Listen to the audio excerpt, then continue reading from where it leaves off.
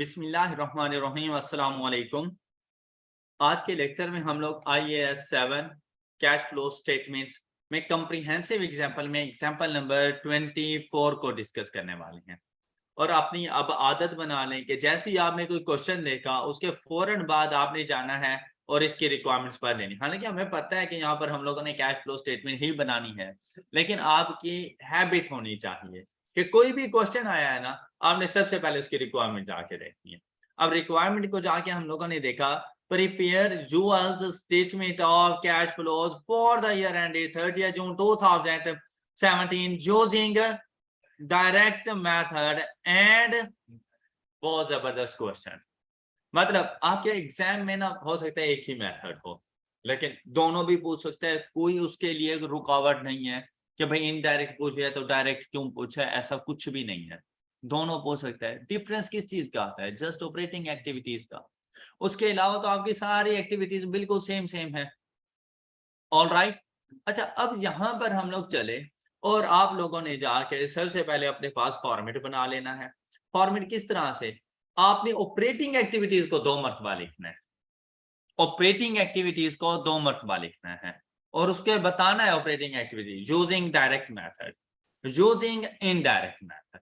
और इस क्वेश्चन में इसका ये हरगिज मतलब नहीं है कि फाइनेंसिंग को भी 2 मरतबा लिखें और इन्वेस्टिंग को भी 2 मरतबा लिखें।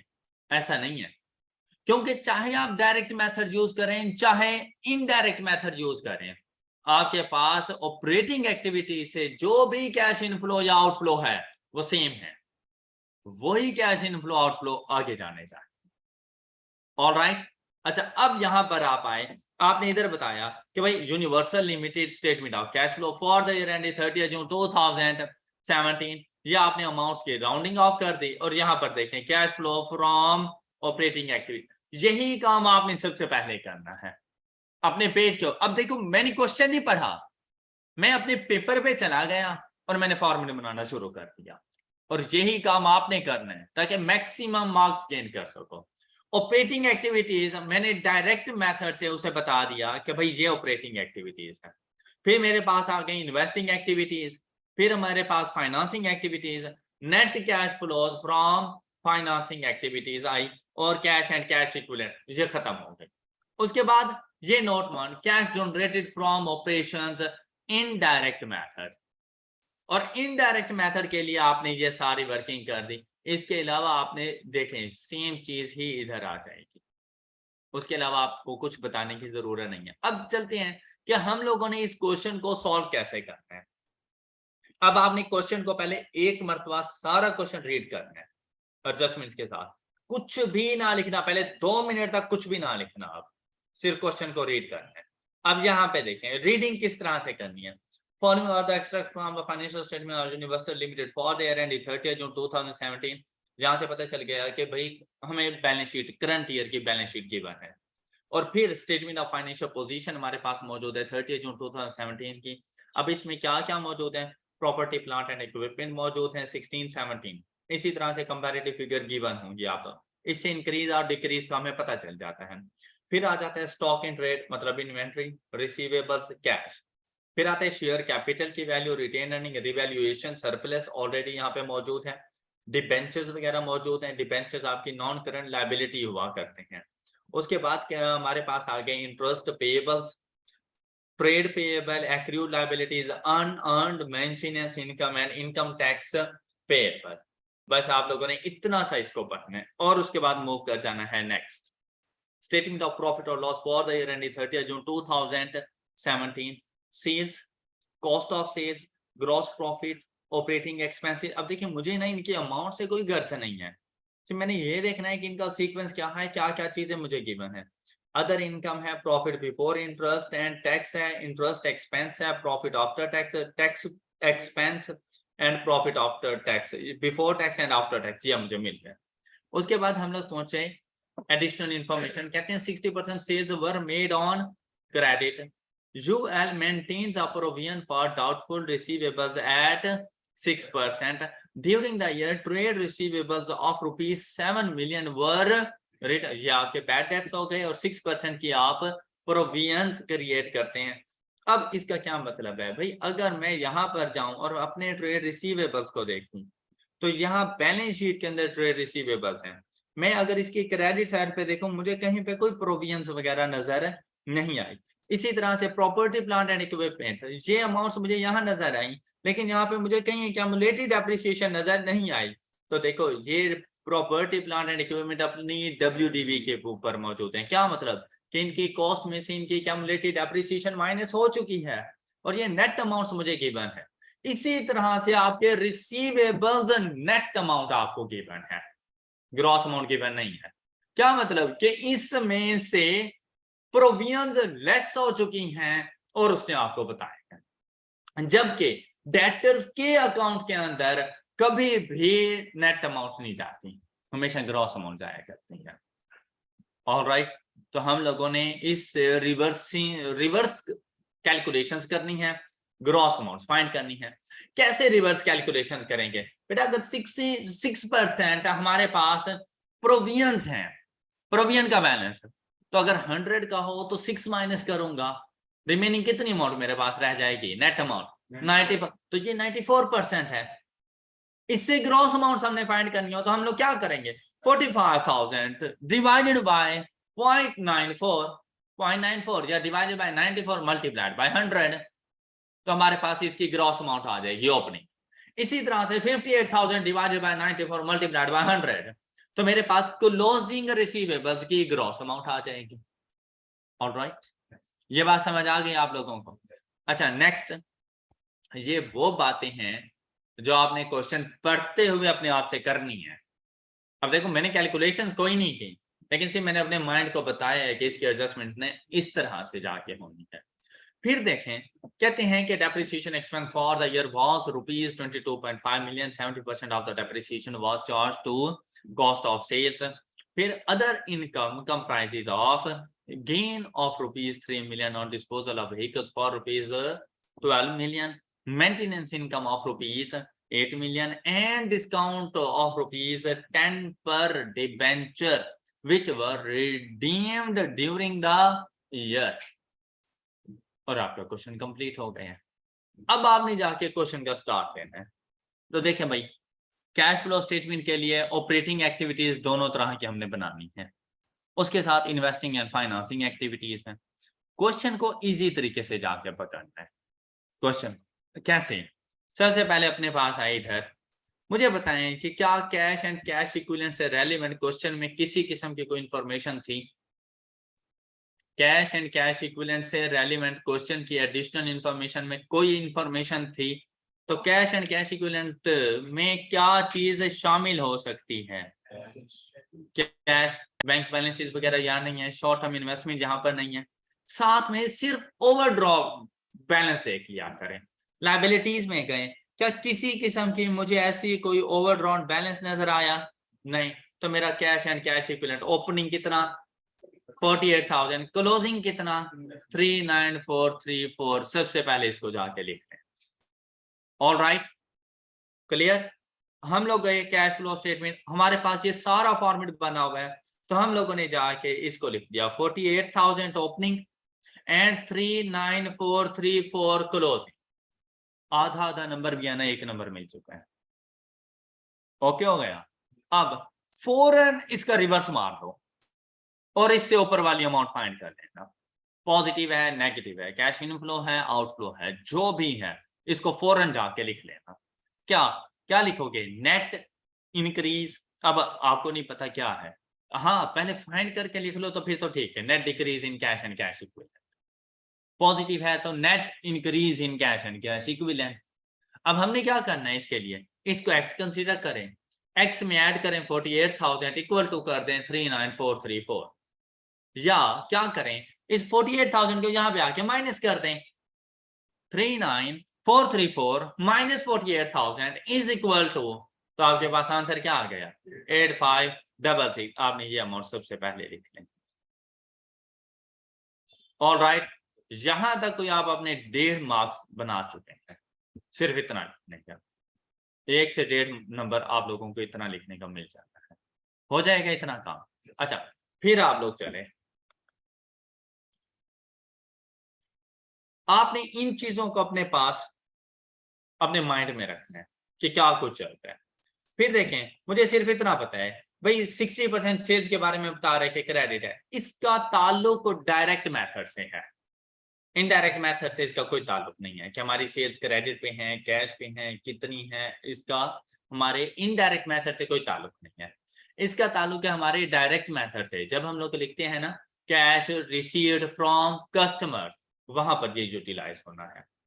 दूसरा जो हमारे पास मौजूद है प्रोविजंस, इसका ताल्लुक दोनों मेथड से है, प्रोविजंस का ताल्लुक, क्योंकि जो कैश रिसीव्ड फ्रॉम कस्टमर्स है तो लाजिम बात है मैंने डेटर्स अकाउंट बनाना है, तो डेटर्स के अकाउंट का ओपनिंग एंड क्लोजिंग उनकी ग्रॉस अमाउंट रखनी है, ना कि नेट अमाउंट। ऑलराइट, मैं बैलेंस शीट में ये जो अमाउंट आपको गिवन है ना रिसीवेबल्स की, आप ये नहीं यूज करने वाले, आपने इनकी ग्रॉस अमाउंट फाइंड करनी है और वो जाके यूज करनी है। ऑलराइट, अच्छा फिर से सुने, कहते हैं depreciation expense for the year was rupees 22.5 million. 70% of the depreciation was charged to cost of sale. तो आपने 70-30 अलग अलग करके उसको देख लेना है। फिर हमारे पास other income comprises of, other income में देखिए यहाँ पर टोटल इनकम कितनी आ रही है, अदर इनकम 11,200, ये टोटल अदर इनकम है।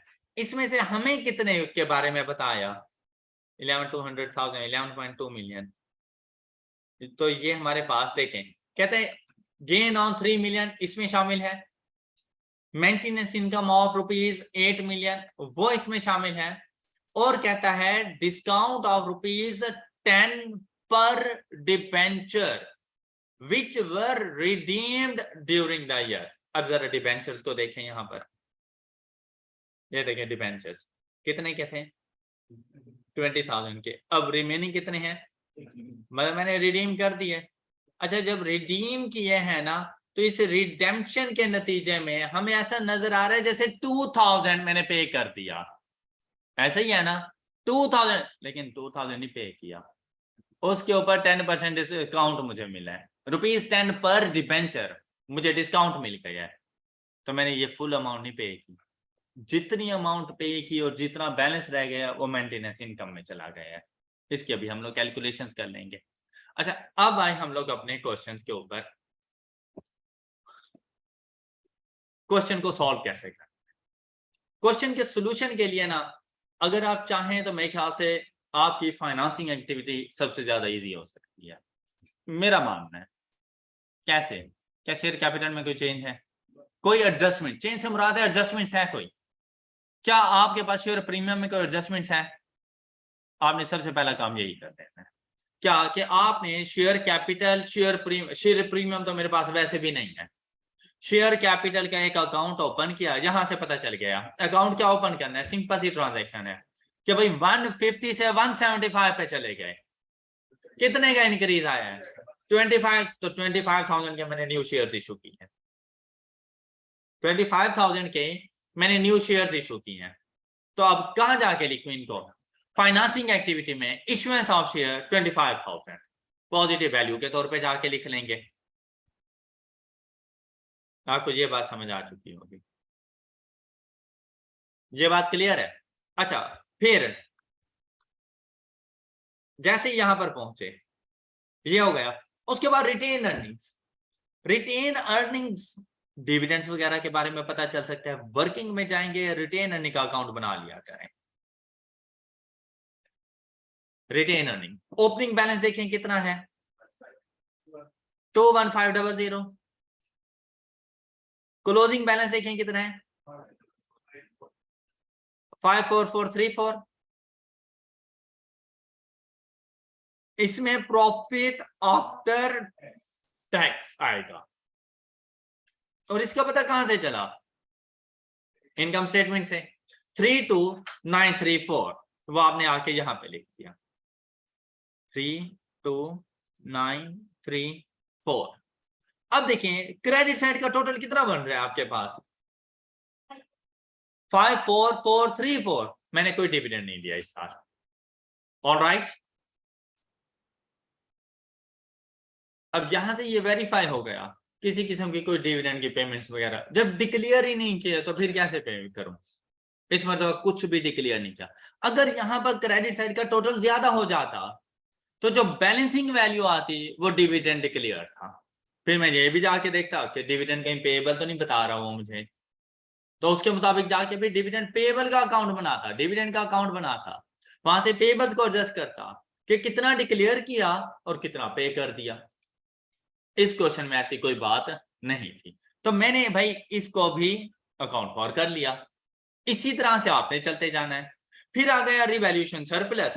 भाई मैं जाऊंगा अपने पास, ये देखें चीजों को जितना सिंपल लेके चलेंगे मुश्किल से मुश्किल क्वेश्चन आप लोगों ने सॉल्व कर लेना है। यार रिवैल्यूएशन सरप्लस का ताल्लुक किस चीज से है? पीपी से। बना दो पीपी। पीपी अगर नेट अमाउंट है तो उसका अकाउंट नेट अमाउंट पे बन सकता है, उसके लिए ग्रॉस अमाउंट का जानना जरूरी नहीं है। यहां पर क्या आ जाएगा हमारे पास? ब्रॉड डाउन बैलेंस देखिए कितना 120,000, carry down balance 158,500। Revaluation surplus है तो लाजिम बात है इंक्रीज आया एसिड में, भाई वो यहां पे जाके लिखें कितने का। ऑलराइट। अच्छा अब यहां पर अगर 10,000 लिखा तो मैं ये अज्यूम कर रहा हूं, अब मुझे रिवैल्यूएशन सरप्लस के बारे में अब मेरे माइंड को पता है, क्या उसने कोई इंफॉर्मेशन दी मुझे कि कितना मैंने ट्रांसफर करना है, किस तरह से है, क्या कोई इंफॉर्मेशन दी? तो मैं ये अज्यूम कर रहा हूं कि भाई revaluation surplus at the end of the accounting period आया है, और जैसे ही आया वैसे ही हमने अपनी इक्विटी का पार्ट बना दिया, ट्रांसफर करने की जरूरत नहीं है। ऑलराइट। अच्छा इसने पीपी बता दिए, मतलब इसमें तो काफी सारे एसेट्स होंगे, लेकिन अगर सपोज कि ये एक एसेट्स है तो ऐसा नहीं लग रहा जैसे सारी क्यूमुलेटेड डेप्रिसिएशन नील हो गई होगी, तो इसलिए उसने नहीं बताई कि सारी नील हो गई है। ये सिर्फ अजम्पशंस हैं, ओके। लेकिन अगर हो सकता है बहुत सारे एसेट्स हों, पता नहीं है रिवैल्यूएशन सरप्लस कौन से एसेट के ऊपर आया है, और ये जानना हमारे लिए जरूरी भी नहीं है। ऑलराइट। तो यहां पर अगर आप लोग देखें ना तो भाई मैंने इसको अकाउंट फॉर कर दिया, साथ में मैंने इसकी भी रिकॉर्डिंग कर दी। ऑलराइट। अच्छा फिर आप लोग आए यहां डिबेंचर्स। डिबेंचर्स में अगर आप लोग देखें ना, मैं वैसे इस छोटे हिस्से के लिए हर चीज के लिए अकाउंट ना बनाने लग जाना, हर चीज के लिए अकाउंट ना बनाने लग जाना। अब अगर इसकी एडजस्टमेंट को सुनो, कहते 100 रुपीज का ना एक डिबेंचर है, 100 रुपीज का एक डिबेंचर है, तो इसका मतलब ओपनिंग में 200 डिबेंचर्स थे और क्लोजिंग में 180 डिबेंचर्स हैं। नंबर ऑफ डिबेंचर्स की अगर बात करूं, ओपनिंग में 200 डिबेंचर्स थे, क्लोजिंग में 180 डिबेंचर्स हैं। फर्क कितने का आ रहा है इन दोनों के दरमियान? 20। अब इसके एडजस्टमेंट को यहां पे सुनो, मैंने 20 डिबेंचर्स रिडीम कर लिए, वापसी ले लिए, तो एक डिबेंचर कितने का था? तो बेसिकली मुझे multiplied by 100 is equal to 2000 वापस करना चाहिए था उनको। कैश का आउटफ्लो 2000 होना चाहिए था, और ये 2000 वैसे मुझे टोटल अमाउंट से भी तो पता चल रहा है, ओके। लेकिन उसने आपसे एडिशनल इंफॉर्मेशन में क्या कहा था? ₹10 पर डिबेंचर डिस्काउंट पर आपने रिडीम किए। क्या मतलब कि 100 रुपए का डिबेंचर बेसिकली आप लोगों ने 90 रुपीज के ऊपर जाके रिडीम किया, तो आपका कैश का आउटफ्लो कितना आ गया होगा? जी डिबेंचर नॉन करंट लायबिलिटी, ऐसे ही है ना। तो मतलब ये कि मेरे पास रिडेम्पशन ऑफ डिबेंचर कौन सी एक्टिविटी का पार्ट बनेंगे? फाइनेंसिंग एक्टिविटीज का। फाइनेंसिंग एक्टिविटीज में जाके फौरन इसको लिखो, रिडेम्पशन ऑफ डिबेंचर्स, और कितनी अमाउंट जाके लिखूं? 1800। पॉजिटिव या नेगेटिव? नेगेटिव कैश का आउटफ्लो है, ये जाके लिखें भाई, इसका आपको एक नंबर मिल गए हैं, ये लो। और ये देखो ये कैलकुलेशन दोनों का डिफरेंस मल्टीप्लाइड बाय मैंने 90% पे किया है, क्योंकि 100 रुपए का डिबेंचर है, मैं 10 रुपीज का डिस्काउंट ले रहा हूं, तो मतलब 90% पे कर रहा हूं ना, तो 90% पे कर दिया हम लोगों ने। All right. कोई इशू? अच्छा, अब नेक्स्ट चले हम लोग। अब मुझे बताएं, क्या डिबेंचर से रेलिवेंट कोई इंफॉर्मेशन ऐसी है जो रहती हो? तो ऐसा नहीं है, जैसे मैंने यार लास्ट वाली को भी तकरीबन अकाउंट फॉर कर दिया है इसके बारे में। अब नेक्स्ट चले हम लोग, interest payable, interest payable, tax payable, dividend payable, फौरन से अकाउंट बना लिया करो इन तीनों के। Interest payable, tax payable, dividend, फौरन से पहले इनके अकाउंट्स बना लिया करो, आपका क्वेश्चन इजी हो जाना है। अब जैसे ही इंटरेस्ट पेएबल आया, भाई आप बेटा इंटरेस्ट पेएबल को आपको पता है कि सेपरेटली रिकॉर्ड किया जाता है, तो आपने इसीलिए इसका अकाउंट बनाना है। और ये पेएबल है हमारे पास, आप गए आपने अपने पास इसका अकाउंट बनाया,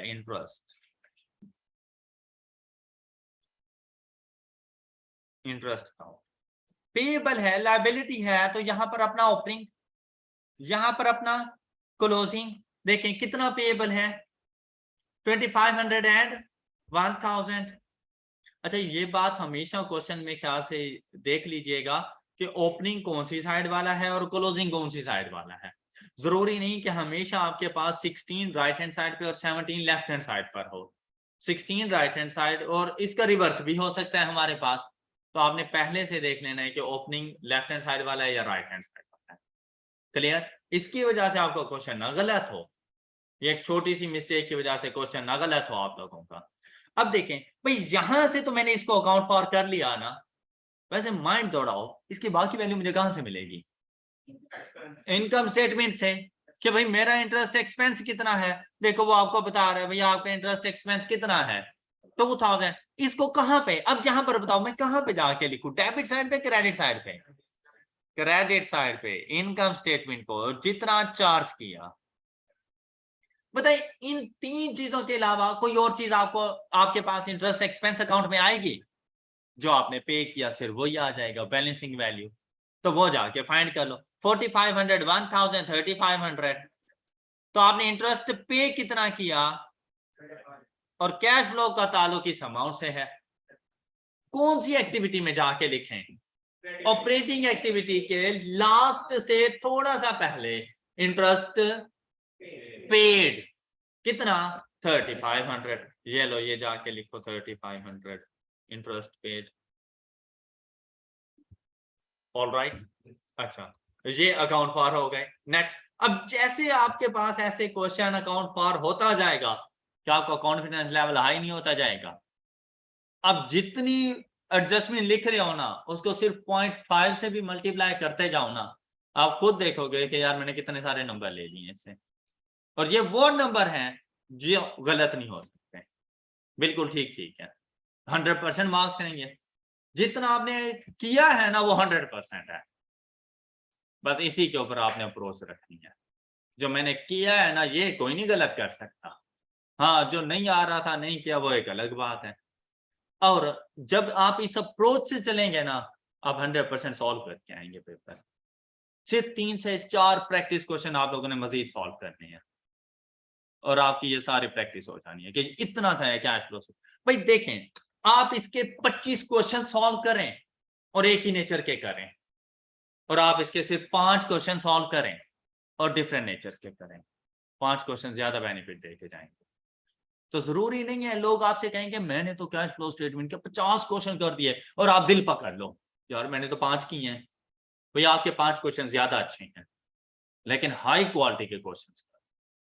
भाई वो बैच इन छोटी छोटी असाइनमेंट्स को लेकर कोई फर्क नहीं पड़ता, उनको 50 क्या 100 करने दो, तुम उतनी देर में कोई और स्टैंडर्ड तैयार कर दो, वो ज्यादा अच्छा बेनिफिट देके जाए। ऑलराइट, तो आपके लिए प्रैक्टिस क्वेश्चंस जो आपकी बुक में गिवन है मोर देन एनफ है, इससे ज्यादा आपको प्रैक्टिस की जरूरत नहीं है, ये भी काफी सारे हैं, तो आप यहीं से करो बस। ओके, जो क्वेश्चन मैं आप लोगों को कराता हूं ये एक मरतबा जाके घर पे जरूर अटेम्प्ट किया करो, इसमें थोड़ा टाइम लगता है, इतने में आपका माइंड सेट हो जाता है कि आप कुछ काम करने लगे हो। फिर नया क्वेश्चन उठा लिया करो, अनसीन क्वेश्चन उठा लिया करो जिसका सोल्यूशन आपने नहीं देखा होगा, और उसको सॉल्व करना प्रॉपर वे में। ऐसे सॉल्व करो जैसे आई कैप के एग्जाम में अभी तुमने, ये बस एग्जाम हो रहा है और तुमने कैश फ्लो स्टेटमेंट बना के देनी है उसे, और उसके ऊपर मैक्सिमम 30 मिनट से ज्यादा ना लगे। एक क्वेश्चन के ऊपर 30 मिनट से ज्यादा आपका टाइम ना लगे। 30 मिनट्स के बाद उसको चेक करने बैठ जाओ कि कितनी एडजस्टमेंट ठीक है, कितनी गलत है। उसके मुताबिक आपको मार्क्स का आइडिया हो जाएगा कि आप पास कर चुके हैं या नहीं। क्लियर? अच्छा, अब नेक्स्ट गए ट्रेड पेएबल। भाई ट्रेड पेएबल से रेलिवेंट कोई और इंफॉर्मेशन थी? ट्रेड पेएबल से रेलिवेंट अब अगर है मेरे पास डायरेक्ट मेथड, इसका अकाउंट बना लो। अगर है मेरे पास डायरेक्ट मेथड, इसका अकाउंट बना के ओपनिंग क्लोजिंग लिख दो। अगर है इनडायरेक्ट मेथड, इनका डिफरेंस फाइंड कर दो और वो वर्किंग कैपिटल चेंजेस में चला जाए। ऑलराइट, चलो हम लोग दोनों ही काम करने हैं हम लोगों ने। हम लोग सबसे पहले इसका अकाउंट बना लेते हैं, ट्रेड पेएबल जी। इसकी ओपनिंग कौन सी साइड पे लिखेंगे हम लोग? क्रेडिट साइड पर। क्लोजिंग डेबिट साइड पर। अमाउंट क्या है हमारे पास? 39,000 एंड 42,000।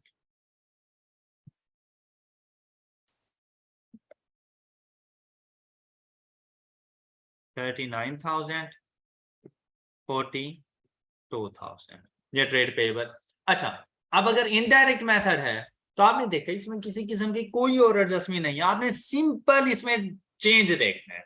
इसमें चेंज कितने का आया है? 3। इंक्रीज या decrease? Increase 3,000।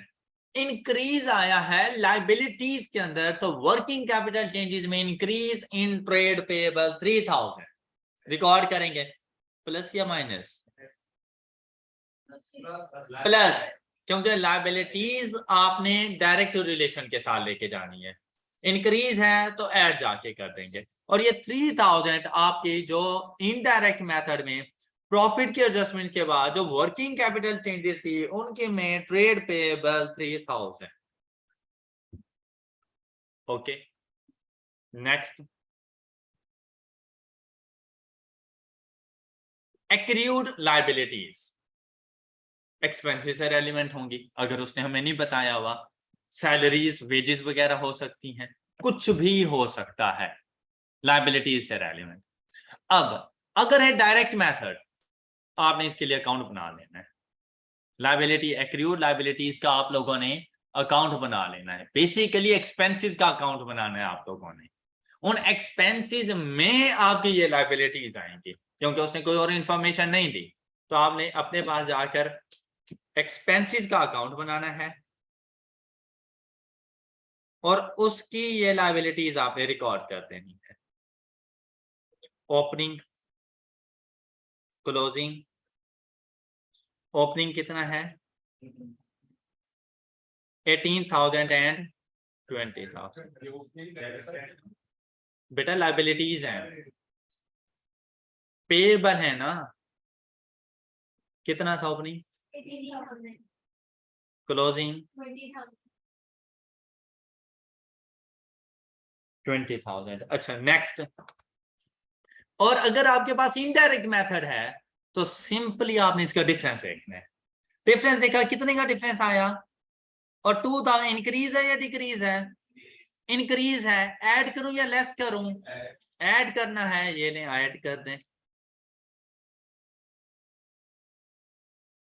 Alright, working capital changes, current assets, current liabilities other than cash and cash equivalent. क्योंकि कैश एंड कैश इक्विवेलेंट भी तो करंट एसेट करंट लायबिलिटीज होती है ना। जो आपके करंट एसेट करंट लायबिलिटीज में जो चीजें कैश एंड कैश इक्विवेलेंट में पहुंच चुकी हैं उनके अलावा बाकियों का डिफरेंस वर्किंग कैपिटल चेंजेस में आता है।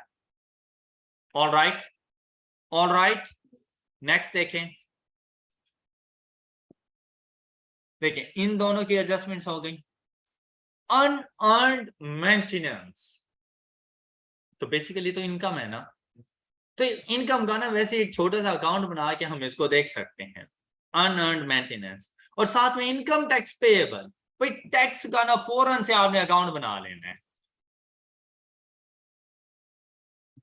और ये वो अकाउंट है जो बहुत जल्दी से अपने मार्क्स आपको देके जाएगा। क्या भला, टैक्स के लिए ओपनिंग लाइबिलिटीज की साइड पर है, तो यहां पर तो tax 14,000 and 1,500 during the year. Tax expense कहां से पता चलेगा, कितना है 15,000। ये आके कौन सी साइड पे लिखें, अब इसकी बैलेंसिंग वैल्यू फाइंड करें। 27500 टैक्स पेड 27500। बताएं कहां कौन सी एक्टिविटी में जाके लिखें इसको, ऑपरेटिंग एक्टिविटी। पहले एक चीज गई हुई थी इंटरेस्ट, उसके नीचे जाके इसको लिखो टैक्स पेड को 27500, ये रहा। ओके, क्लियर है ये बात। अच्छा, इसी के साथ मेंटेनेंस इनकम वगैरह,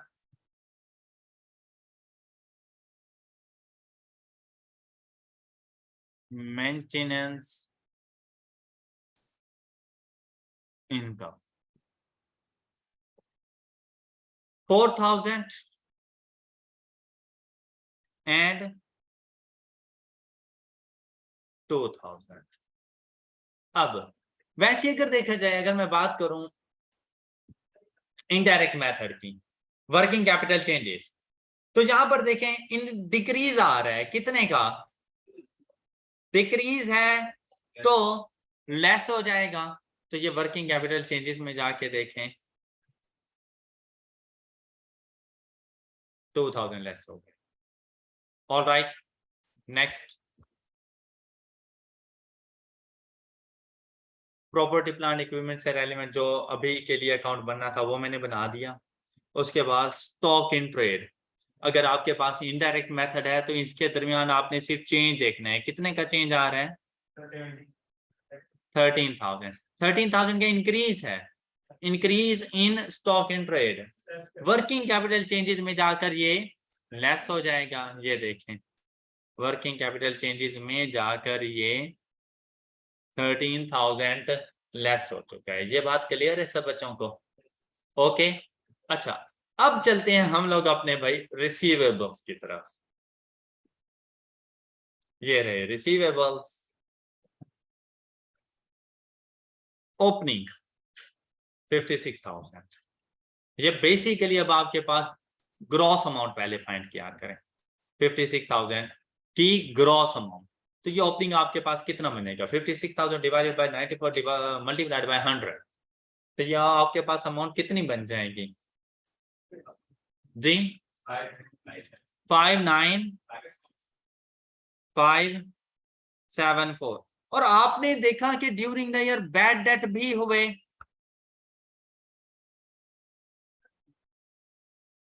मतलब 7,000 during the year bad debt भी हुए। तो बेटा ये बैड डेट का भी रिवर्सल रिकॉर्ड किया करो, क्योंकि ये भी तो डिडक्ट प्रोविजन की तरह ये भी तो माइनस हो चुके हैं ना, आपने इनका भी रिवर्सल रिकॉर्ड करना है। तो बेसिकली ओपनिंग बैलेंस ये नहीं था, मतलब इस तरह से ये 59,574 ये आप लोगों ने कैलकुलेट कर लिया, लेकिन आपने जब भी रिसीवेबल्स के पास आना है, ग्रॉस अमाउंट पे जानी है, तो आपने प्रोविजंस के साथ साथ बैड डेट का रिवर्सल भी रिकॉर्ड करना है। अब अगर यहां पर देखें 68,000 डिवाइडेड बाय 94 मल्टीप्लाइड बाय 100 जी 72340 और इसमें आप लोगों ने 7,000 अपने बैड डेट्स शामिल कर देने हैं। तो देखिए ये वाली अमाउंट मेरे पास कितनी आ जाएगी,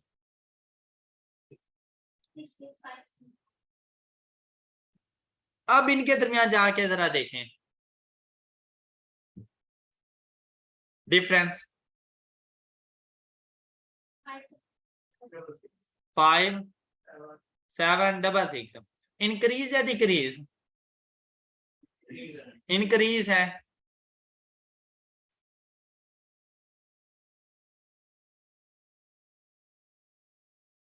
7,000 किया था ना, 68 माइनस 3। अच्छा ये देखें, हमारे पास 68,000 क्लोजिंग, जब हम लोग रिसीवेबल्स का बैलेंस बना रहे होते हैं ना, ओपनिंग बैलेंस यहाँ पर आता है। ओपनिंग बैलेंस हमारे पास कितना था, 56,000। अच्छा देखो 56,000, इसकी हम लोगों ने 6% प्रोविजन रिकॉर्ड की हुई, तो ये 94% है। इसकी ग्रॉस अमाउंट हमारे पास क्या बन जाएगी, simply opening balance divided by 94 multiplied by 100। तो इसकी ये ग्रॉस अमाउंट आपके पास आ जाएगी। ये अमाउंट देखें कितनी आ रही है आपके पास, 59574। अब देखें इस ओपनिंग में तो अभी तक बैड डेट शामिल है ना, इस ओपनिंग में तो ऑलरेडी बैड डेट शामिल है। बैड डेट अगर डिडक्ट किए होंगे तो क्या क्लोजिंग में नहीं किए होंगे, यहां पर ये देखें क्लोजिंग बैलेंस तक पहुंचने के लिए बैड डेट डिडक्ट किए होंगे ना, तो ऐड भी क्लोजिंग में होने चाहिए। ओपनिंग में तो वो पहले से मौजूद है, ओपनिंग में नहीं करने, ओपनिंग से लेस हुए तो क्लोजिंग आया। मतलब क्लोजिंग की जब आप लोगों ने अमाउंट फाइंड करनी है तो आपके पास क्लोजिंग था 68,000। 68,000 डिवाइडेड बाय 94%, ये अमाउंट देखें कितनी आई, 7234। और इसमें ये बैड डेट भी अब कैंसिल कर दो, मतलब ऐड कर दो, तो ये अमाउंट आपके पास क्या बन जाती, 79340।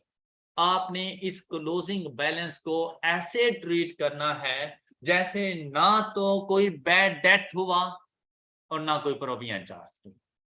आपने इस तरह से इसको ट्रीट करना है। अब ये देखें, आपको शायद पहले वाली बात ये समझ आ गई। ये देखें 7,000, तो यहां पर ये अमाउंट आपके पास कितनी आ जाती है, 72340। प्रोविजन वाली बात समझ आ गई आप लोगों को।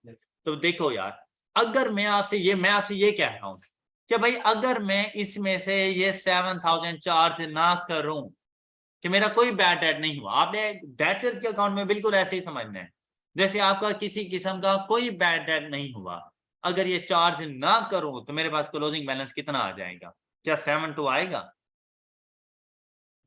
ये 72 तो उस टाइम आया था ना जब यहां पर मैंने 7,000 रिकॉर्ड किया हुआ था, ऐसे ही है ना। लेकिन अब अगर ये मैं रिकॉर्ड ना करूं बैड डेट, तो मेरे पास ये वाला बैलेंस कितना बन जाता है, 79340। अब आपको समझ आ गई। आपने opening debtors, opening gross debtors, उसमें से आपने जब एडजस्ट करने हैं तो closing gross debtors plus bad debt करना है। Closing gross debtors plus bad debt, और उसका डिफरेंस लेना है ओपनिंग ग्रॉस डेटर्स के साथ। अब देखें ये अमाउंट आपके पास कितनी आ जाएगी, 19। इंक्रीज हो रहा है तो यहां पर लेस कर देंगे। ये बात समझ आ गई सब बच्चों को, यहां तक किसी को कोई इशू? Okay good.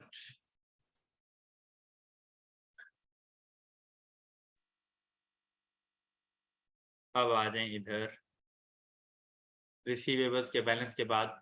ये जो कैश का बैलेंस है ये हम लोग कैश एंड कैश इक्विवेलेंट में रिकॉर्ड कर चुके हैं। अब ऐसा नहीं है जैसे सारी बैलेंस शीट के साथ डीलिंग हो गई। अब हम लोगों ने चलना है इधर स्टेटमेंट ऑफ प्रॉफिट और लॉस। अगर इनडायरेक्ट की बात करें, इनडायरेक्ट की, तो आपने सबसे पहले इसमें से उठाना होता है प्रॉफिट बिफोर टैक्स, 47934। और सबसे पहले आपने जाके इसको लिख दिया 47934 इनडायरेक्ट मेथड। उसके बाद आपने करनी होती है थोड़ी सी एडजस्टमेंट्स। और एडजस्टमेंट्स क्या है, नॉन कैश ट्रांजैक्शंस, वो आप लोगों ने इसमें एडजस्ट करनी है। जैसे कि कौन कौन सी नॉन कैश ट्रांजैक्शन, सबसे पहला काम, अब देखिए ये प्रॉफिट बिफोर टैक्स है, मतलब इंटरेस्ट इसमें से चार्ज हो चुका है, चाहे ये ठीक है कैश पेड के इक्वल है चाहे नहीं है, आपने इसमें से ऐड करना है। इंटरेस्ट की कैलकुलेशंस को रिवर्स करना है। क्यों? क्योंकि इसकी प्लेसमेंट चेंज हो चुकी है। हम इसको ऑपरेटिंग एक्टिविटीज का पार्ट बनाते हैं, प्रॉफिट्स के एडजस्टमेंट्स का पार्ट नहीं बनाते होते। तो इस वजह से आपने इसका रिवर्सल कर देना है। इंटरेस्ट एक्सपेंस हम लोगों ने माइनस किया हुआ है 2000 का, तो एडजस्टमेंट्स में क्या करेंगे? ऐड कर देंगे। आपने सबसे पहले इस इंटरेस्ट को जाके ऐड कर देना है 2000। ओके, जो इंटरेस्ट पेड आएगा ना, वो जो भी अमाउंट हो, इससे कम भी हो सकती है, इससे ज्यादा भी हो सकती है, वो आप लोगों ने यहाँ पे आके लिख लेनी है। बेसिकली इंटरेस्ट को माइनस करना होता है, लेकिन इंटरेस्ट फॉर द पीरियड नहीं माइनस करते हम लोग, इंटरेस्ट पेड माइनस करते हैं। इसीलिए इंटरेस्ट फॉर द पीरियड हम उसका रिवर्सल रिकॉर्ड कर देते हैं। ऑलराइट, क्योंकि हमने एक्सपेंस से चार्ज किया हुआ था 2000, जबकि हमने पे कितना किया 3500, तो 2000 का हमने रिवर्सल रिकॉर्ड कर दिया और 3500 को हमने एज एन आउटफ्लो रिकॉर्ड कर दिया। इसको अलग से इसलिए लिखा जाता है। ये बात क्लियर हो गई? अच्छा, उसके बाद आप लोगों ने यहाँ पर देखना है भाई और कौन कौन सी हमारे पास। देखिए भाई, जब तक इन चीजों के बारे में मुझे बताएगा नहीं, मुझे नहीं पता चलेगा। तो एडिशनल इंफॉर्मेशन। अब डेप्रिसिएशन एक्सपेंस, डेप्रिसिएशन एक्सपेंस कितना है? देखिए भाई, इसका ताल्लुक अगर इनडायरेक्ट मेथड है, इसका ताल्लुक चाहे हमारे पास मैन्युफैक्चरिंग अकाउंट से है, चाहे एडमिन एक्सपेंसेस से है, हमें कोई फर्क नहीं पड़ता। प्रॉफिट में से तो लेस हो रहा है ना, चाहे कॉस्ट ऑफ सेल की सिचुएशन में लेस हो, चाहे एडमिन एक्सपेंसेस की सिचुएशन में लेस हो। हम क्या करेंगे, है तो नॉन कैश एक्सपेंस, हम इसको ऐड कर देंगे। कितनी अमाउंट जाके ऐड करें?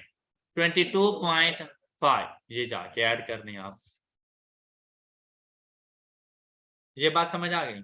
अब ये टोटल डेप्रिसिएशन एक्सपेंस है। मुझे बताओ, मेरे प्रॉपर्टी प्लांट एंड इक्विपमेंट के अकाउंट को इस बात से गर्ज है कि आप ये डेप्रिसिएशन कहां पे क्लासिफाई कर रहे हैं?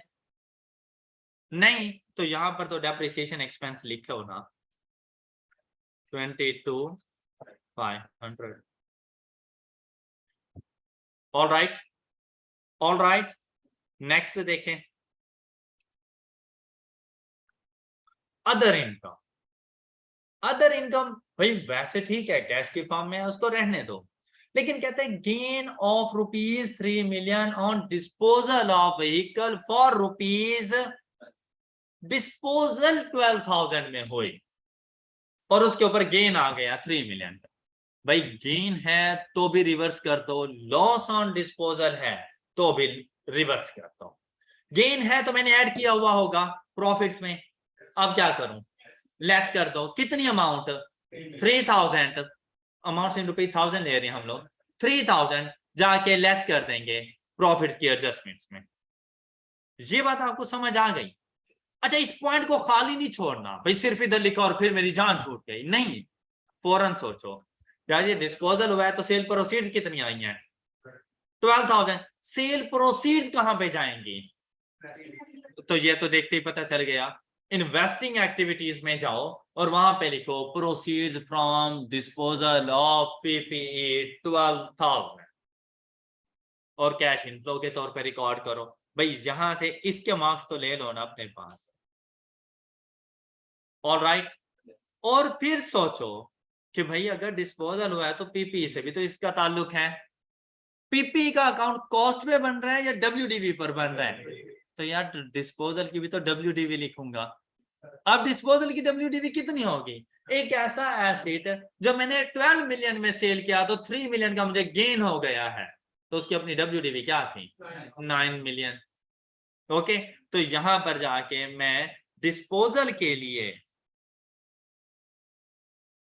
क्या आपको ये बात समझ आ गई है? 9,000 ये रिकॉर्ड कर दूंगा। ऑल राइट, और अगर यहाँ पे होता सपोज के कहता कि 3 मिलियन का हमें लॉस हो गया है तो और सेल प्रोसीड 12 मिलियन की है, तो फिर यहाँ पे कितनी अमाउंट आ जाती? 15,000। 15। All right, all right. चलो यहाँ पर ये अमाउंट हमारे पास आ गई। अच्छा मुझे बताओ यार, इससे रेलेवेंट कोई और ऐसी एडजस्टमेंट है जो पीपीई का पार्ट बने? क्वेश्चन को पढ़ा हुआ है हम लोगों ने, कोई और एडजस्टमेंट है जो पीपीई का पार्ट बने? क्लोज हो नहीं सकता। अब क्लोज करें तो आपको क्रेडिट साइड ज्यादा नजर आ रही है। देखो क्रेडिट साइड का टोटल कितना है 190, 190 में से 130 माइनस किया 60,000। तो भाई अगर कोई और इंफॉर्मेशन नहीं है तो ये 60,000 क्या है एडिशन ड्यूरिंग द ईयर और in the form of cash, क्योंकि अब इससे रेलिवेंट को उसने लायबिलिटी भी नहीं बताई। अच्छा सुन लो कि इन केस अगर आपके पास जैसे अदर एक्रूड लायबिलिटीज आ रही थी, बात जरा गौर से सुनना, एक्रूड लायबिलिटीज आ रही थी और वो आपसे कह देता कि भाई ये accrued liabilities non current acid से रेलिवेंट है आपके पास, तो बेटा वो लायबिलिटीज नॉन करंट एसिड को ही देना, वो लायबिलिटीज वर्किंग कैपिटल चेंजेस का पार्ट नहीं बनेंगे। ऑलराइट, जैसे टैक्स पेएबल क्या वर्किंग कैपिटल चेंजेस का पार्ट बना है? क्यों? क्योंकि सेपरेटली रिकॉर्ड हुआ है। इंटरेस्ट पेएबल क्या वर्किंग कैपिटल चेंजेस आपकी लायबिलिटीज का पार्ट बना है? नहीं रिकॉर्ड किया। क्यों? क्योंकि सेपरेटली रिकॉर्ड हो रहा है। इसी तरह से अगर कोई लायबिलिटी या आपका कोई रिसीवेबल लायबिलिटी या आपका कोई रिसीवेबल जिसका ताल्लुक नॉन करंट एसेट से हो, वो वर्किंग कैपिटल चेंजेस में नहीं जाएगा, तो आप अपनी लायबिलिटीज में से उसको माइनस कर देंगे और उसको अपने एसेट्स के अकाउंट में ही लेकर जाएंगे। ऑलराइट, बात क्लियर हो गई। सपोज कि ये वाली एक्रूड लायबिलिटी मेरे पास होती, ये जो 20,000 की आ रही है, ये मेरे पास मौजूद होती नॉन करंट एसेट से रेलिवेंट, तो भाई मैं एडिशन इन फिक्स्ड एसेट 60,000 ना रिकॉर्ड करता, मैं 40,000 जाके रिकॉर्ड करता, क्योंकि 60 में से 20 अभी पेएबल है, तो मैंने पे तो 40 किया है ना, तो जितना पे किया होगा ना हमने वो जाके रिकॉर्ड करना होता है। ऑलराइट, बात समझ आ गई सब बच्चों को? लेकिन अभी ऐसी कोई इंफॉर्मेशन नहीं थी, तो हमने ये अज्यूम किया 60 का 60 हम लोग पे कर चुके हैं। तो कौन सी? Purchase of PP. कहां जाना चाहिए? Investing activity. भाई ये तो जाके लिखे ना आप 60,000, ये आपके पास पहुंच गया। बात क्लियर? अच्छा, अब अगर आप लोग मेरे क्वेश्चन को गौर से देखें, यहां पर आप ट्विस्ट खेल सकते थे, बहुत प्यारा ट्विस्ट आना था। और वो ट्विस्ट क्या था? देखें भाई, यहां से इसका पता चल गया आपको। इन्वेस्टिंग एक्टिविटीज आप लोगों ने यहाँ पर फाइनेंसिंग एक्टिविटीज दोनों रिकॉर्ड कर दी, इनकी वैल्यू को पता चल गया हमें। इसी तरह से इन्वेस्टिंग एक्टिविटीज भी दोनों रिकॉर्ड हो गई, आपने अपने पास रिकॉर्ड कर दी। अब रिवर्स कैलकुलेशन करनी थी। रिवर्स कैलकुलेशन क्या करनी थी? आपने यहां से ये वाली अमाउंट लेनी थी। अब ये अगर पॉजिटिव है तो इधर माइनस, और अगर नेगेटिव होता तो इधर प्लस। अब ये नेगेटिव में है, जरा कैलकुलेटर उठाएं, कैलकुलेशन करें, -8566, इसमें माइनस करें 23200 इक्वल टू की दूसरी साइड पे जाएंगे तो नेगेटिव हो जाएंगे, माइनस करें 23200 और ऐड करें 48,000, तो देखें क्या अमाउंट आ गई है। तो ये जाके आपने इधर लिख देनी थी कि ऑपरेटिंग एक्टिविटीज के हमारे पास कैश इनफ्लो इतना है। ऑलराइट, अब इसमें आपको पता है डिविडेंड तो है नहीं, सिर्फ ये दो वो चीजें हैं जो आप लोग पहले से रिकॉर्ड कर चुके हैं। यहां से ट्विस्ट खेलो आगे, ये अमाउंट 16234 ये लिखने के बाद ये दोनों इसमें ऐड हो जाएंगे, ये दोनों इधर नेगेटिव है ना, तो दूसरी साइड पे जाके दोनों ऐड हो जाएंगे। ऐड करो, बस ये आपकी कैश फ्लो स्टेटमेंट कंप्लीट हो चुकी है। और चाहे डायरेक्ट मेथड है चाहे इनडायरेक्ट मेथड है, ऑपरेटिंग एक्टिविटी से कैश इनफ्लो इतना है। अब बल्कि एंड पे जाकर उधर भी यही अमाउंट जाके लिखो, चाहे ऊपर टोटल जो मर्जी आ रहा है, नीचे आपने ये अमाउंट लिखनी है। फुल मार्क्स देगा, उसे पता ही नहीं चलेगा आपने मिस्टेक कहां पे की है। लेकिन अगर आपने ये अमाउंट नहीं लिखी हुई और उसके पास सजेस्टेड सॉल्यूशन में यही अमाउंट है और उसने टोटल देखा नहीं मैच कर रहा, उसे पता है मिस्टेक है, उसने माइंड बना लिया मैंने 3 नंबर काटने हैं। अब उसने देखा ना कि यार ऑपरेटिंग एक्टिविटीज से यही है, उसके पास भी आपके पास भी, उसने आपको नंबर दे के जाने हैं। अब वो गलती ढूंढता फिरेगा, यार तुमने गलती की कहां पे है। जब गलती नहीं मिलेगी उसे तो नंबर कहां से काटे। आप पास हो जाओगे और यही आपको चाहिए। ओके, ये प्रैक्टिस करो तुम लोग और इसी तरह से अपने क्वेश्चन को आगे लेके चलना। कभी भी वो ये नहीं है कैलकुलेटर उठा के बैठेगा और प्लस करेगा, यार बाकी 47234 आता है, कभी नहीं करेगा वो। उसे मैच करना है, आ गया बस ठीक किया होगा तो ये आया है ना, वरना कौन सी ये कोई जिनकी औलाद है कि उसने ये लिख दिया हो, उसे क्या पता कि तुम तो हो। अब बजाहिर आपकी कैश फ्लो स्टेटमेंट कंप्लीट हो चुकी है, लेकिन चलो वर्किंग को अभी हम लोगों ने कंप्लीट करना है। भाई इसमें ऑपरेटिंग एक्टिविटीज ही हैं जो आपको टफ टाइम देने वाली है, तो आपने ऑपरेटिंग के ऊपर गूगली है।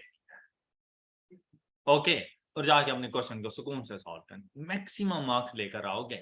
भाई उसके बाद सबूत ही नहीं है कि वो आपको किसी तरह से गलत करे, बस वही सबूत आपने उसको नहीं देना, भाई तुम मुझे गलत कर क्यों रहे हो। ऑलराइट, अब आपने भी जब दोनों मेथड्स आ जाए ना, यहाँ पे ऐसे लिखना है cash generated from operation note 1, note 1 में जाके डायरेक्ट एंड इनडायरेक्ट लिख देना। वो वहीं से देख लेगा कि भाई डायरेक्ट मेथड है तो इस तरह से, इनडायरेक्ट मेथड है तो इस तरह से, बाकी सारी स्टेटमेंट सेम है। इसका यह मतलब नहीं है कि आपने कैश फ्लो स्टेटमेंट 2 मरतबा बनानी है कि डायरेक्ट अलग से इनडायरेक्ट, इस तरह से आपने नहीं करना। अब हम लोग पहले इनडायरेक्ट मेथड को कंप्लीट कर लेते हैं। अब इनडायरेक्ट मेथड में मैंने सोचा कि यार डेप्रिसिएशन एक्सपेंस की रिकॉर्डिंग मेरी हो चुकी है, उसके बाद ये 3 मिलियन आ गया, कहता है maintenance income of rupees 8 million, उसमें 8 मिलियन मेंटेनेंस इनकम भी थी। और हम लोगों ने यहां पर देखो मेंटेनेंस इनकम मेरे पास यहां पे आई थी अनअर्न्ड मेंटेनेंस इनकम, और ये 8 मिलियन वो कहता है। तो इनकम स्टेटमेंट में इनकम मुझे कितनी मिली, कौन सी साइड पे लिखूं मुझे बताओ। इनकम जो मेरे पास अलग से जा रही है कौन सी साइड पे लिखूं, इनकम स्टेटमेंट, क्या अमाउंट लिखूं। तो भाई मैंने during the year income receive कितनी की होगी, maintenance income during the year मैंने रिसीव कितनी की होगी, 6 मिलियन। कैश में जो मैंने रिसीव किया है ना वो 6 मिलियन है, वो बताने का मकसद ये था। अब क्या आपको लगता है कि यार मेंटेनेंस इनकम को 8 मिलियन के साथ रिकॉर्ड होनी चाहिए? 6। अच्छा दूसरी बात मुझे ये बताओ, क्या मेंटेनेंस इनकम की जो लायबिलिटी है अनअर्न्ड है, कि इसको मैं वर्किंग कैपिटल चेंजेस में अकाउंट फॉर कर नहीं चुका? इनडायरेक्ट मेथड के लिए आपको इधर करने की कुछ जरूरत नहीं है, यहां पे आपको इसको इस तरह से रिकॉर्ड करने की कोई जरूरत, एज इट इज लेके चले, कोई फर्क नहीं पड़ता। इसका ताल्लुक बेसिकली डायरेक्ट मेथड से था। फिर डिस्काउंट वाली बात हम लोग पहले से अकाउंट फॉर कर चुके हैं। अब आपके रहते हैं बैड एंड डाउटफुल डेट, कि भाई बैड एंड डाउटफुल डेट आप एक्सपेंस के तौर पर कितना लेकर गए, तो इसके लिए आपने प्रोविजन का एक छोटा सा अकाउंट बना लेना है। Provision for doubtful date opening and closing. अच्छा मुझे बताओ ओपनिंग का पता कैसे चलेगा, रिसीवेबल्स के बैलेंस के पास गए, प्रोविजन कितनी चार्ज कर रहे हो, भाई पहले ग्रॉस के लिए मल्टीप्लाइड बाय 100 करते थे, तो प्रोविजन के लिए मल्टीप्लाइड बाय 6 कर दो। ओपनिंग के लिए क्या करोगे, 56,000 डिवाइडेड बाय 94 मल्टीप्लाइड बाय 6। तो देखो ओपनिंग बैलेंस कितना आ जाता है आपके पास,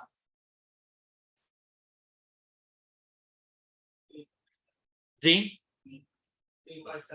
3574। अच्छा इसी तरह से क्लोजिंग प्रोविजन देखो, क्लोजिंग प्रोविजन के लिए आप लोग क्या करोगे, 68,000 डिवाइडेड बाय 94 मल्टीप्लाइड बाय 6,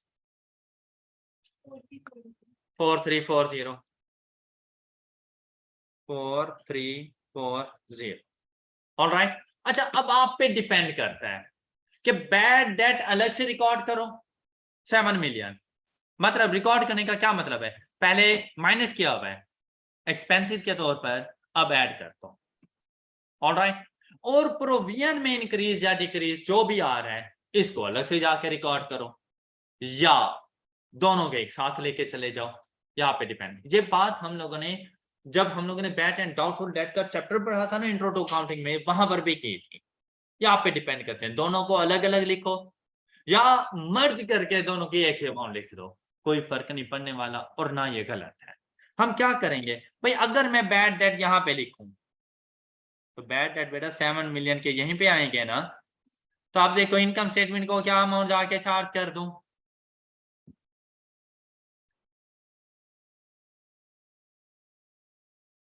जी 7 7 7 0, ये इनकम और ये जाके आप ऐड कर दो।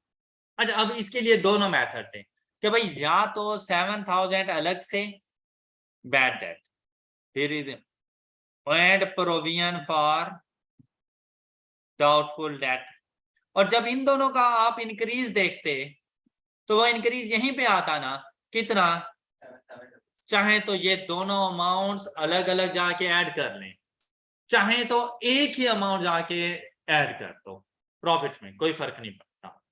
ऑलराइट, इसमें ये कोई मिस्टेक जी 7766 पहले क्यों गलत बनवाया,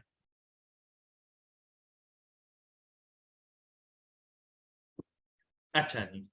अब यहां पे जाके देखो प्रॉफिट्स में 7,766, ये प्रोविजन के अंदर जो इंक्रीज आया है, और अगर इसको टोटल करो तो 7,766 अभी आप नहीं बोल रहे थे, तो यही बात मैं आपसे कह रहा हूं कि एक ही अमाउंट जाके लिख दो बैड एंड डाउटफुल डेट के नाम से, या बैड डेट अलग से लिख लो, डाउटफुल डेट अलग से लिख दो। Clear clear. अच्छा अब आप लोग अगर यहां पर वैसे ही जरा सोचें, मैंने यहां से बैड डेट से रेलिवेंट कितनी अमाउंट ऐड कर ली, और वर्किंग कैपिटल चेंजेस में ट्रेड रिसीवेबल्स मैंने लेस कर दी 19766। यार मेरी ऑपरेटिंग एक्टिविटीज में रिसीवेबल से रेलिवेंट नेट इंपैक्ट कितना आ रहा है, 19766 माइनस 7766, नेट इंपैक्ट कितनी अमाउंट का आ रहा है, 12,000 का क्या डिक्रीज, am I right, 12,000 का डिक्रीज। आपको ये बात समझ आ गई है। और अगर यही चीज आप इधर जाके देखो, अपने रिसीवेबल्स के बैलेंस का नेट इंपैक्ट 12,000 इंक्रीज है तो लेस कर, तब भी क्वेश्चन ठीक है। तो बैड एंड डाउटफुल डेट से रेलिवेंट, इसकी ट्रीटमेंट से रेलिवेंट आपके पास दो मेथड्स हैं। पहला सबसे इजी मेथड, नेट डेटर्स के दरमियान डिफरेंस वर्किंग कैपिटल चेंजेस में लिख दो, फिर प्रॉफिट्स में कोई एडजस्टमेंट ना करना, बैड एंड डाउटफुल डेट से रेलिवेंट। ये पहला और सबसे इजी मेथड है। क्या कि आप लोगों ने अपने रिसीवेबल्स की नेट अमाउंट के दरमियान डिफरेंस को देखना है। अच्छा ये ना आप लोग अपनी क्रॉस चेकिंग के लिए यूज कर सकते हैं इस मेथड को, इसलिए आपको दोनों का पता होना जरूरी है कि आपने अपने नेट रिसीवेबल्स के बैलेंस के दरमियान इंक्रीज या डिक्रीज को वर्किंग कैपिटल चेंजेस में अकाउंट फॉर करना है।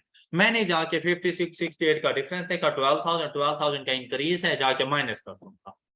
लेकिन ये प्रेफरेबल मेथड नहीं है, मेथड है गलत नहीं है लेकिन प्रेफरेबल भी नहीं है। प्रेफरेबल क्या है, कहते हैं यार प्रॉफिट्स में जो आप लोग चीजें लेके गए थे वो प्रॉफिट्स में एडजस्ट करो, और बाकी वर्किंग कैपिटल चेंजेस में ग्रॉस डेटर्स लेकर जाओ। ये बात समझ आ गई। तो हम लोगों ने देखना है कि रिसीवेबल से रेलिवेंट मैंने अपने प्रॉफिट को कितना bad and doubtful debt charge किया है। आप बैड डेट अलग से ऐड करो, बैड डेट तो वैसे ही एक्सपेंस है, लेकिन डाउटफुल डेट एक्सपेंस के तौर पे भी रिकॉर्ड हो सकता है। और अगर आपको पता है कि अगर बैड एंड डाउटफुल डेट का बैलेंस कैरी डाउन डिक्रीज हो जाए तो रिडक्शन इन एक्सपेंसेस के तौर पर भी रिकॉर्ड होता है। बात क्लियर है ये। तो भाई आपने उसके लिए फिर जाके लेस करना होगा, क्योंकि उसने आपके एक्सपेंस को रिड्यूस किया हुआ है, तो अब आप जाके लेस कर दोगे उसको। डिपेंड करता है सिचुएशन के ऊपर। आप दोनों को अलग अलग बता दो तो भी ठीक। अदरवाइज आपने खुद को कंफ्यूज नहीं करना।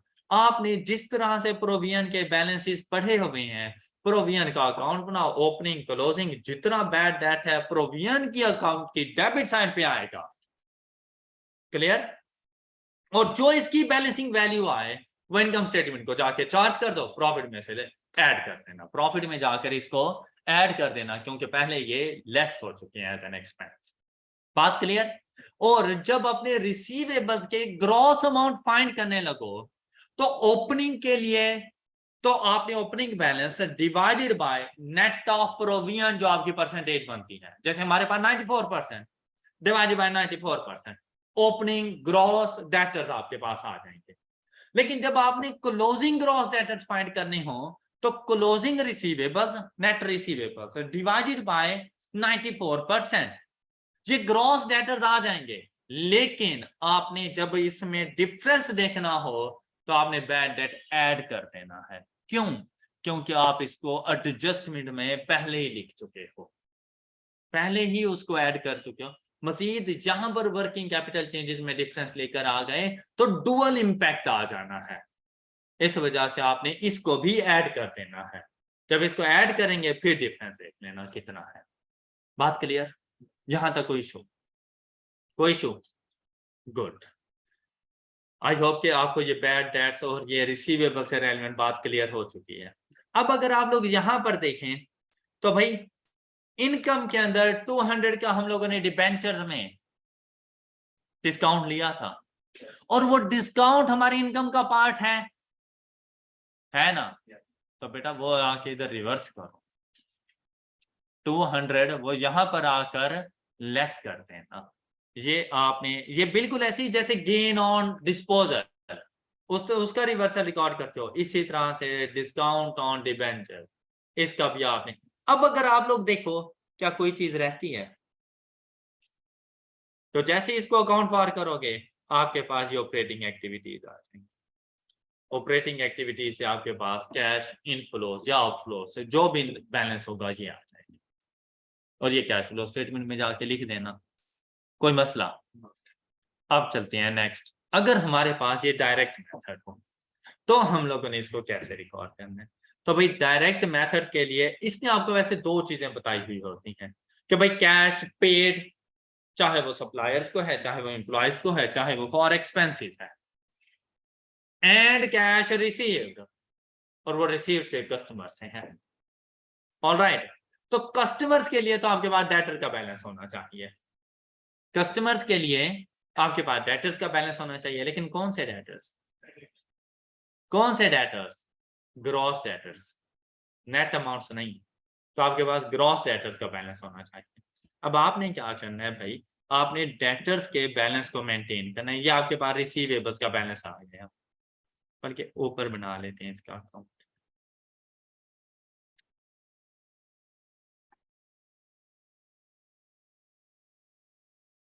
Receivables,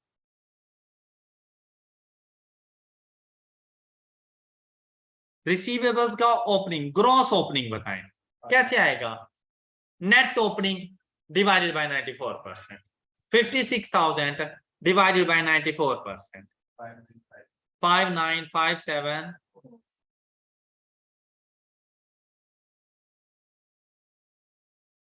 closing, 68,000 divided by 94%।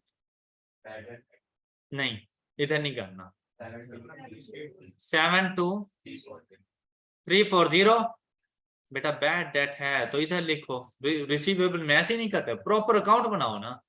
कितना? यहाँ पे ये 7,000 आ गए। अच्छा, उसके बाद बेटा यहाँ पे सेल्स आ जाएंगे, और यहाँ पर जो हम लोगों ने इनसे कैश रिसीव किया होगा वो आ जाएगा। ऑलराइट, लेकिन सेल्स कौन से वाली आएंगी? क्रेडिट। तो सेल्स टोटल कितनी है मेरे पास? 273 का ये फाइंड करें, ये चला गया 163800। यहां से कैश की अमाउंट फाइंड करें,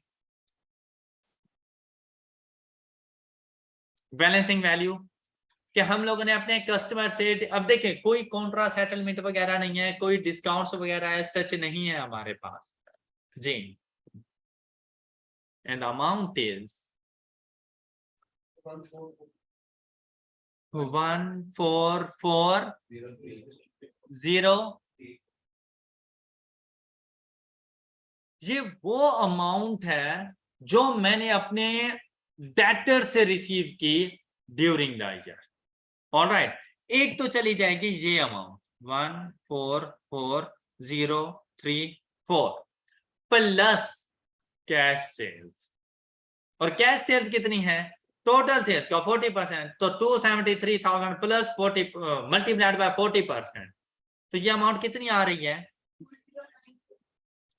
92, इनको ऐड करें 253234 अमाउंट रिसीव्ड फ्रॉम कस्टमर्स। ये जाके लिख लो, ये देखो क्या मैं कितना था 253 6000 का, ये क्यों डिफरेंस आ रहा है? कोई अमाउंट रहती है? हाँ, ये तो वो है ना जो कस्टमर से अमाउंट रिसीव की, भाई ये एज इट इज ही है, आपने इसको ऐसे ही लिखना है। और दूसरा आपने cash received as maintenance income 6000 अलग से बता देना है, उसने मर्ज कर दिया है। अब देखो ना, हम लोगों ने यहाँ पे ये मेंटेनेंस इनकम का अकाउंट बनाया था, कितनी अमाउंट रिसीव की थी? तो बेटा ये 6 आप कोशिश करें कि आप उसे अलग अलग से बताएं कि भाई कस्टमर से मैंने ये अमाउंट रिसीव की एंड मेंटेनेंस इनकम उसने ये शामिल कर दी थी उसमें account, cash received as maintenance income 6000, वो अलग से बताओ। तो टोटल आपने कैश कितना रिसीव कर लिया? 259234। लेकिन आप लोग बेटा इसको दो क्लासिफिकेशंस में ही बताना। इसी तरह से कैश पेड भी मैं अलग अलग ही कैलकुलेट करूंगा, मैं इसकी तरह से मर्ज नहीं करने वाला। ओके, लेकिन नेट इंपैक्ट सेम आ जाएगा, आप लोग जब देखेंगे नेट इंपैक्ट बिल्कुल सेम आएगा। अच्छा, अब चलते हैं सप्लायर्स की तरफ, और सप्लायर्स और एक्सपेंसेस। अच्छा, मुझे बता सकते हो ज्यादा इजी क्या है? क्या मुझे बता सकते हो ज्यादा इजी कौन सा है? एक्सपेंसेस। सप्लायर्स के लिए देखो, इन्वेंट्री अकाउंट बनेगा, इन्वेंट्री अकाउंट से हमें कॉस्ट ऑफ सेल्स का पता चलता है, वहां से परचेजेस का पता चलता है। फिर आपको पता है कि आपने कॉस्ट ऑफ सेल के अंदर डेप्रिसिएशन एक्सपेंस भी शामिल किया हुआ है, उसने भी एडजस्ट होना है। वो वर्किंग आपकी थोड़ी सी डिफिकल्ट हो सकती है। तो आप अगर एक्सपेंसेस की तरफ जाएंगे तो सप्लायर एंड वाली अमाउंट बैलेंसिंग वैल्यू फाइंड कर लेना। ओके, मेरी बात समझ आई आप लोगों को? भाई यही तीन चीजें ही लिखनी है ना। वैसे आपको ऑपरेटिंग एक्सपेंसेस के बारे में पता नहीं है कि यार कितना इसका कैश इनफ्लो या आउटफ्लो है, पहले ही फाइंड कर लिया था, उसमें कस्टमर्स का पता चल गया, एक्सपेंसेस का पता चल जाएगा, बैलेंसिंग वैल्यू के तौर पे सप्लायर फाइंड कर लेना, वैल्यू भी गलत नहीं होगी, वर्किंग भी आपकी चाहे नहीं भी की, वर्किंग ना करने के ऊपर वो इतने मार्क्स नहीं डिडक्ट करने वाला, लेकिन वो ये देख रहा है कि यार आपने अमाउंट सही लिख दिया है, उसके मार्क्स जरूर देगा आपको। ओके, अच्छा अब हम लोग यहाँ पे सारे ही करेंगे। एक्सपेंसेस की तरफ अगर मैं जाऊं तो ये देखें यार, एक्सपेंसेस के लिए मैंने लायबिलिटीज, एक्रूड लायबिलिटीज रिकॉर्ड की हुई है, उसके अलावा मेरे एक्सपेंसेस आ जाएंगे इधर, लेकिन ये एक्सपेंसेस कैश एक्सपेंस आपने लिखने हैं, नॉन कैश एक्सपेंसेस माइनस करते हैं ना। तो आपके ये एक्सपेंसेस देखें कौन कौन से हैं, यहां पर देखें, ऑपरेटिंग एक्सपेंस सारे का सारा 46766 ये जाएगा, लेकिन आफ्टर एडजस्टमेंट्स। अब इसमें एडजस्टमेंट्स क्या करेंगे? 46766। सबसे पहली एडजस्टमेंट्स बैड डेट कितने आ रहे थे? 7000, ये लेस कर दो क्योंकि इन्हें एक्सपेंसेस में शामिल है। डाउटफुल डेट 766, ये भी लेस कर दो, इन एक्सपेंसेस में शामिल है। डेप्रिसिएशन 22,500 लेस कर दो। क्या कोई और एक्सपेंस है? जो हमने किया हो नॉन कैश एक्सपेंस हो। क्या कोई और एक्सपेंस है? नहीं। अच्छा, अब सपोज कि अगर यहाँ पे लॉस भी आ जाता, loss on disposal of fixed asset, भाई वो भी इसमें से लेस हो जाना था, क्योंकि उसको हम लोग अलग से क्लासिफाई कर चुके थे, राइट। तो यहाँ पर अब अभी नहीं था, गेन हुआ था, तो गेन तो इनकम का पार्ट है, वो अलग से हम लोग रिकॉर्ड कर चुके हैं। यहाँ पर देखियो आपके कैश एक्सपेंसेस कितने आ गए? 165।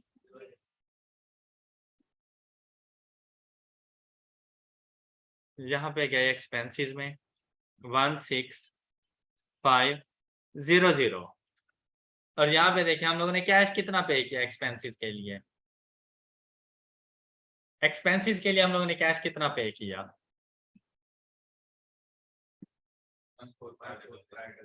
145। ये अमाउंट जाके जो आपने लिख देनी है, cash paid for expenses. Okay, cash paid for, ये जाके आपने 14,500 लिख देना है। ऑलराइट, अब चलते हैं जनाब अपने जरा मिस्टर क्रेडिटर्स के पास।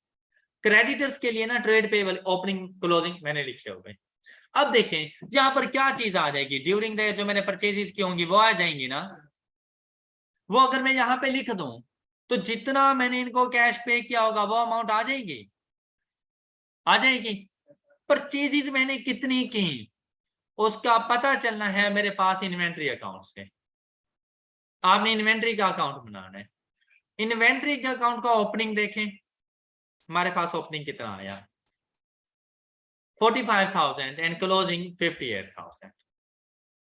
45,000, 58,000।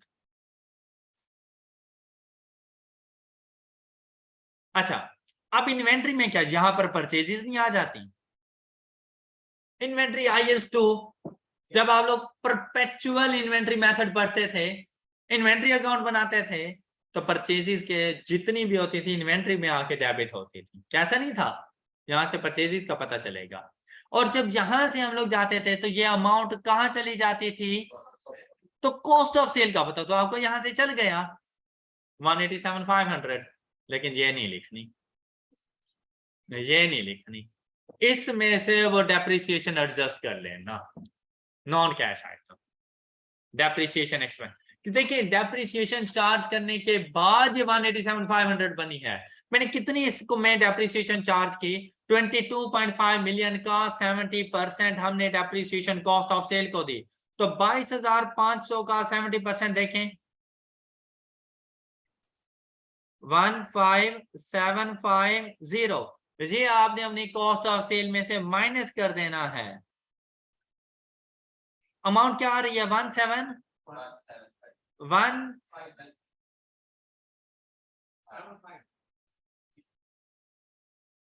ओके, यहां से आपको परचेजेस मिल गई। तो देखो ड्यूरिंग द ईयर आपने परचेजेस कितनी की? बैलेंसिंग वैल्यू आप लोगों ने परचेजेस कितनी की? 184,750। ये 184,750 ट्रेड पेबल्स,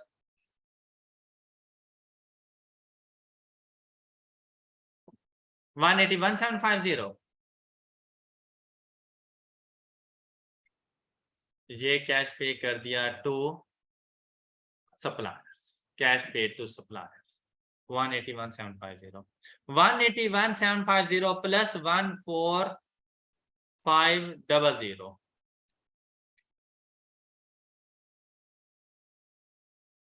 हाँ क्या 196,250। इसके अलावा क्या हम लोगों ने कोई और पेमेंट्स की हैं?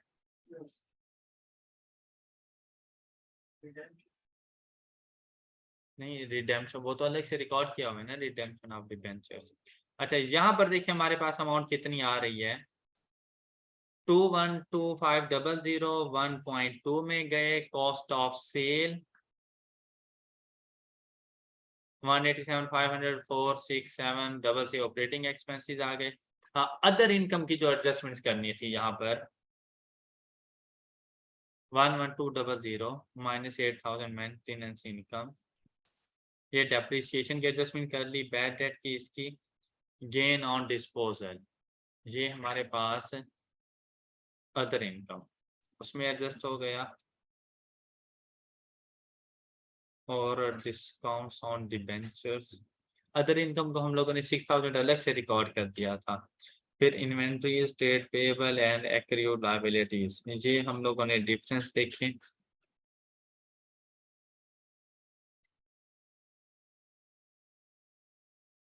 यहाँ पर एक्सपेंसेस में से मैंने जो डेप्रिसिएशन माइनस की हुई है वो 22,500, जबकि एक्सपेंसेस में 22,500 तो शामिल है ही नहीं। ये टोटल डेप्रिसिएशन का 60% कॉस्ट ऑफ सेल को था, वो हम लोगों ने कॉस्ट ऑफ सेल में से लेस कर दिया 15750। तो एक्सपेंसेस में जितनी अमाउंट शामिल की है रिवर्सल भी उतनी अमाउंट का करो, तो 22,500 का जाकर हम लोगों ने 40%, और ये कितना बनता है 9,000। ये 9,000 आपके पास यहाँ पर आ गया। अब जरा यहाँ पर देखो आपके पास अमाउंट कितनी आ रही है एक्सपेंसेस के लिए।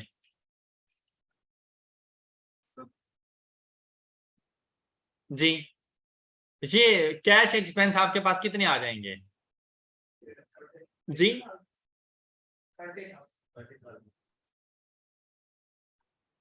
30,000। ये 30,000 यहाँ पे पहुंचा, और यहाँ पर हमारे पास वैल्यू आ जाएगी 28,000। 28,000 आपके पास यहाँ से आ गया।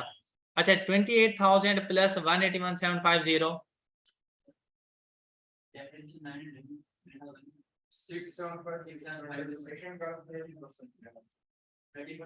30%। हाँ ठीक है 30%, तो 30% कितनी है 6,750। अब ये कैश एक्सपेंस कितने आ जाती हैं